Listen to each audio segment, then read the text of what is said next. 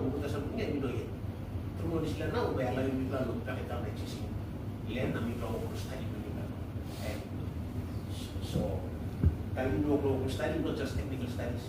While you know, social media, you identify sa mga communities that work in this project area. And then, thinking mo ba ang focus na, before MOA, Memorandum of Agreement.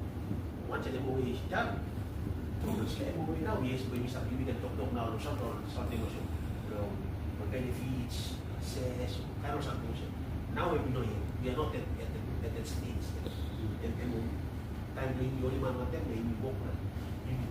Tutulis na project yan, iwaya ko yung kinapin mo. After all this slide, we will not sa study now.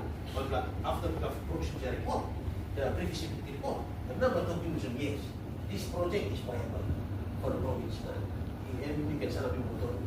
O you can set up yung law, on napalwarap yung isa patako na ka. Not just to, may katunan daw para kuwi pa yung so based on that, technical development, based on that, economic, or research development, and then jump down to what was for. So that's very clear, and we just explained the whole. So maybe it will take some time, maybe roughly over 6 months or so. No, we can work in study. After 6 months now, we prepare the report. And by process it, by all that man was approved.